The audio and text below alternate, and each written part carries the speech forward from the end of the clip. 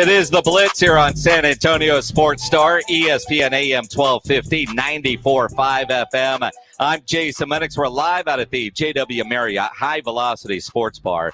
Literally during the commercial break, did a big ribbon cutting for the new Topgolf Swing Suites here with the great Bruce Bowen. His number hangs in the rafters at the AT&T Center. He won a bunch of championships, coaches over at TMI, and we're not talking basketball. We're not? Wait, I thought that's why you brought me here. Dude, every time I call you, like, can we talk Cowboys football? That's it. That's it. Okay. All right, so you were giving me some looks when I was talking some Cowboys football. Yeah, be careful how you say the Cowboys. You my Cowboys. I didn't like how you were going in a certain direction and, New Orleans were banged up. Well, everybody's banged up in football. They're more banged up. Everybody's banged up. You could have played quarterback better than Taysom Hill. They really didn't want to see that. There's video somewhere of Bruce Bowen playing quarterback. Really? Oh, I had great cadence. Hot route. 36, 48. But once they hiked the ball, downhill from there. Well, wounded ducks all over the place. When were you a quarterback? In high school. Varsity? No. Stop it. I said, come on now. I was smart enough not to do that. No, I just didn't have the arm strength that real quarterbacks have. I looked good when we didn't have pads on. I can zip it from here to that pillar right there. A nice tight spiral from here to there. Now, if he goes 5 yards further, we have problems. So, in other words, you needed your receiver to run a perfect route. No, it was definitely the operator. It was me. The receiver, one time, one of my receivers looked at me like, I'm open. Just throw it. But I was getting ready to throw it. And when he finally got it, it wasn't pretty. I've known you a long time. I know you're a football fan. I didn't know you were a I wouldn't call myself a football player. It didn't last long. 2 weeks. Got you into basketball, though. No, I was always going to play back. As Deion said, I made a business decision. Yeah. After 2 weeks, I was fed up with it because, you look at the professional level, these guys, man, they're so fast. And, they're not trying to just barely touch a guy and put him on the turf or on the grass. They're trying to put his ribs into the turf or grass and on purpose. Yeah. I don't know. It's contact sport. It definitely So is basketball, though. That's especially from your time. I had the fortunate opportunity of speaking to the Cowboys when they were having training camp here. And I was so excited. I remember Coach Phillips was like, hey, you want to say something to the group? I'm like, do I? This is my time. And as they surrounded me, I'm looking at sweaty faces and face masks. And I'm like, whoa, no, I'm not. That part of cartoons when it's Tom and Jerry and Jerry looks like a hot dog to Tom. That's what I felt when I was talking to those guys. They were looking at me like, yeah, I'm hungry. Bruce, I'm 5'7". Think about when I go up and I interview you after a game back in the day, or Timmy or David or whatever, and you guys are huge. Like, I remember doing an interview one time with Shaq, who was sitting in a chair, I was standing, and we were eye to eye. and then I go and you see some of these NFL linemen, like a Tyron Smith, that make you look small. Think about that. There's not many people in this world that can make you look small. No, there's plenty. There's plenty there. There's plenty. Welcome to our world. Well, no, I'm not in that world. No. That you said 5 what? 7. Okay. You don't believe me? I mean, can I see your license? Yeah, it's on there. I didn't ask, was it on there? I said, can I see it? Yeah. Yeah. Okay. I mean, I don't want it showing. Okay. Yeah, I mean, you can check my ID. I'm over 21. 5'5". Philosopher. I'm not 5'5". 5'5". 5'7". Huh? 5'7". You say 5'4", 3/4? 5'8".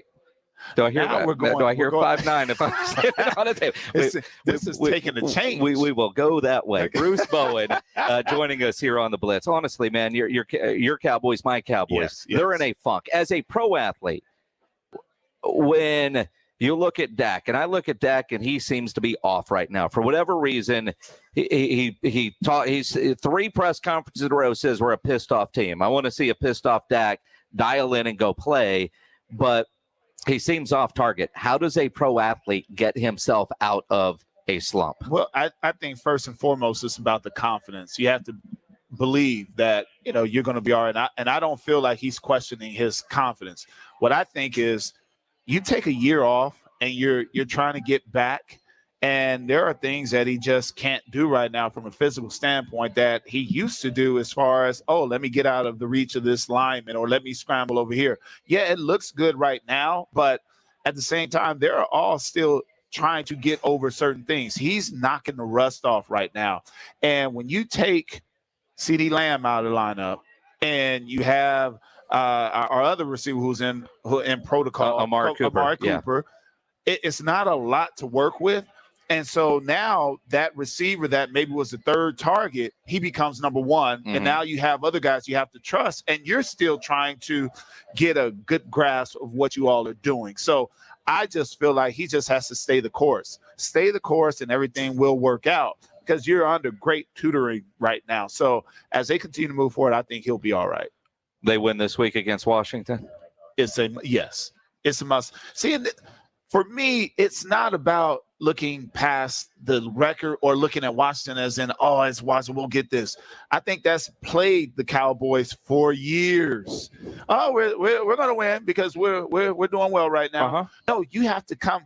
It is about building cultures the right way, and you build cultures the right way by finding success on the other side of work. You have to work.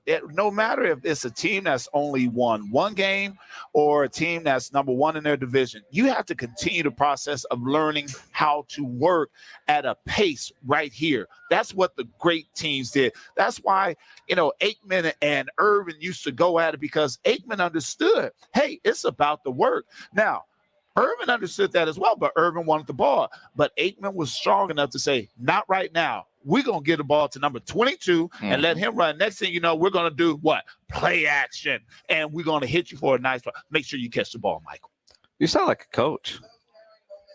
Well, I stayed at a JW Marriott not too long ago, and there's all these different infomercials on. Yeah, I learned a lot. It sounds. I mean, clear, but I hear that. I mean, you put in the work, and you've got to get all that done, because what you just said sounds like something that Pop is saying to the group right now with this young Spurs team, that we have seen the improvement from the beginning of the season. Because we all know where this team is, and we know they're not good. I do a segment on this. I wouldn't say they're not good. When I say good, man, it's your level of Spurs, man. They're not winning a title. I mean, and if they're not winning a title, I think it's important. Even though you may feel that way, you can't just categorize that group like that. They are building. They're not a playoff team. Who knows? Who they may sneak in at a spot. And then you'll say, well, I mean, they play really well during it. You never know. It's about the process of putting in that work. I'm not a fan of tanking. Now, I hear a lot of people that talk about tanking. Now, if we get to February or March and it ain't looking good, get it. Go get as many ping pong balls as you can get, right? But even if you get as many as you like, there's no guarantees. You're talking about kids who have been in college maybe 1 year. And so when you think about this, 1 year in college, they were in there really for maybe 5 months, because after their season or after the NCAA tournament, they start the process of preparing for the NBA. This is a kid that was a year removed from high school, playing little kid games, little teenage games with their buddies. And now you put them in a real world type atmosphere, and it's not for everyone. And when you talk about how young these guys are right now, how do you surround them and allow them to grow and become the individuals that you think can prosper at this level? It's interesting, because I do a segment because we're not worried about wins and losses. It's the silver and black linings. Are we seeing the growth from certain players? We're seeing it from Murray, and Derek White is finally getting back into the level that we thought he was going to be. And I know he got hurt last night, and he's playing better as of late. But Keldon to me, has been one of the bigger disappointments this year because my expectations were so high for Keldon Johnson coming into the year. So the thing with expectations, Shakespeare said they're the roadway to heartache. Shakespeare said that, not me. But think about those times where you expected something, someone gave you something that you did not think was worthy. Now, it was probably good, but because you allowed your mind to go there. See, I look at Keldon as a player that is doing a tremendous job of learning what it is to be the focus, what it is to be a leader, what it is to get others involved. So there's different avenues that we have to talk about. It's not just the I part of, oh, man, he really scored a bunch of points that game. Well, there's so much more he has to do. One of the things, though, is I'm trying to figure out the responsibility that he now has that he hadn't had before, which led to the higher expectations. As a pro athlete, how do you deal with that? In a perfect world, you have a tutor, you have a mentor. And unfortunately, I think today's game, you're losing so many of the veterans that were able to pull a guy aside. I remember Ed Pickney. After practice, Ed would come and slouch in his chair with 2 ice bags on his knees and say, man, Rouse ain't no joke. and I didn't understand that at the time because I'm young, I'm green. And I said, Ed, do you have knee problems? Young fella, get you some ice. And so I started icing because Ed told me to.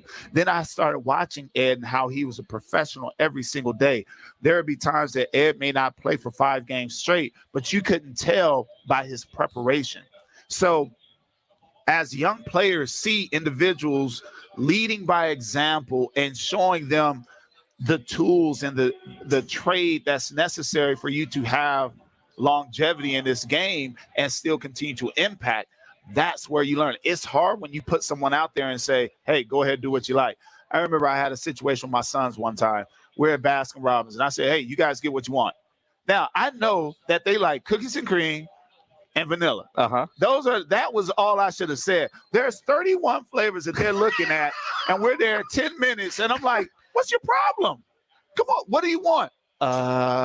It was too many options. So I had to narrow it down. So now think about Pop in this scenario now. When he has to narrow things down, whereas before he didn't have to do that. True. There's a plethora of things that he could go off of, but to me, it's the beauty of who he is because he's able to do that with a younger generation, kids that are young enough to be his grandkids, and he's giving them vital tools of life. As well as Greg Popovich. And I don't know if fun is the right word, but how much fun is he having with this group? See, I think to the intelligent individuals in this world, they're always looking how they can continue to challenge themselves and figure out certain things and how to connect with people.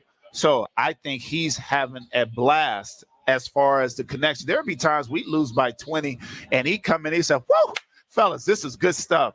And we're like, whoa, hey, I'm looking around like, hey, he was it a typo? Did we only lose by 2? Yeah. No, it's 20. But when you lose by 20, now he's able to delve into the mistakes. And now I can present to you the mistakes. Now, as you watch film and you see the mistakes that are made, now when we go through our practices and when we go over skills and development, now you understand why we're doing certain things. You may not have understood before, but now you do because I have your attention now. He gets to coach and he gets to teach. You're doing that now over at TMI. And obviously everybody wants to win. But every coach I know, they always love the teaching moments, win or lose. Because there's something about the light bulb. You have this light bulb effect when you see a kid finally get what you're talking about. Now, TMI had a team last year. They were good.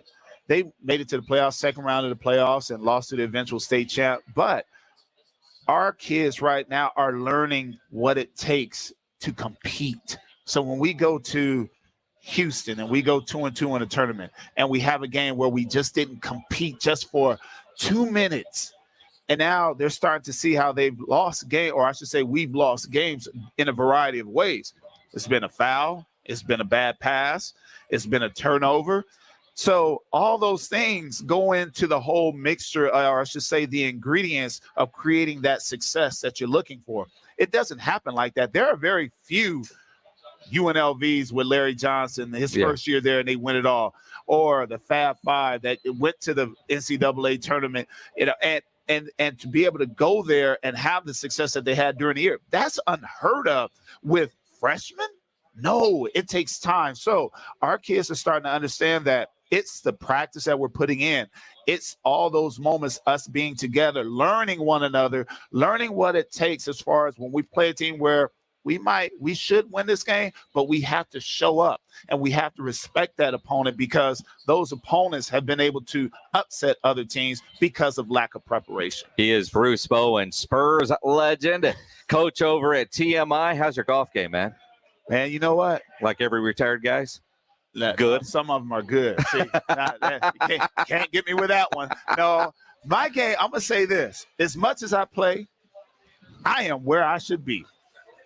That's a great non-answer. Exactly. You got coach speak down. I mean, what? No, that's not. That's player speak too. Yeah, true. But I'm an 8 handicap, and I when I shoot in the 70s, my goal is to try to come close to that 70 again the next time I play. And if I don't, it's not the end of the world.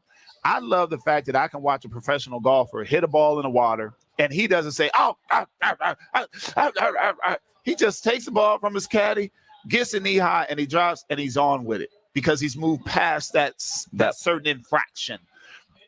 Watching amateurs, we think we are so nice, and we are not nice. We just need to keep it in the fairway. Keep it in the fair chunk. Keep it in the fairway. You, Sean, George Gervin, Johnny Moore. Who's walking away with the lighter wallet? Oh, with a lighter wallet? Who's lost all the money on the golf course? See, I'm smart enough not to gamble on the golf course. Come on. With them. No, really. I didn't know George would play if there wasn't money on the hole. I played with George. But, I mean, he look at me, young fella, keeping your money in your pocket today, huh, young fella? Now, Sean gets so upset. It tickles me because he gets upset. He broke his 60-degree club with me one day. Where were we at? We were at somewhere nearby, and he chunks it, and he was like, that is just stupid. And I'm sitting there, I wish I could have recorded it. He does this one here. And I'm like, after he gets through, I say, Sean, you're going to have to buy another one. He's like, I'm giving up the game for a while. I was like, why quit? Luke Olson would not be proud of that. He would Luke not. Would not be proud of that. He would not. Oh, but then but Ice, I love hanging with Ice. Ice just has nuggets all over the place. He'll say things like, "No, all you gotta do is drag your knuckles on that when you drag them knuckles." I don't know what that means. I don't either, but it sounds good. But it sounds Anything good. coming from Ice sounds good. Exactly. So, Ice. We were doing one interview one time, and somebody was trying to egg him on. Oh man, Bruce is a tough defender. Ice. He said, you know what? Young fella is nice. Young fella, he's long, he rangy. He understands the game plan. I might have to work for that 50. And you were offended by that. I was not. That's hilarious. It's Ice. Exactly. The great Bruce Bowen. Oh, man. They got a big party, man. Let's go enjoy and swing some clubs. They have free food over there. They do. I'm like a college student right now. Cal State Fullerton in the building. There you go. Tusk Bruce up. Bowen joining us here on the Blitz. Always appreciate it, man. We got to do it again soon. Take care, my man. Appreciate it. Bruce Bowen here live at JW Marriott, the High Velocity Sports Bar.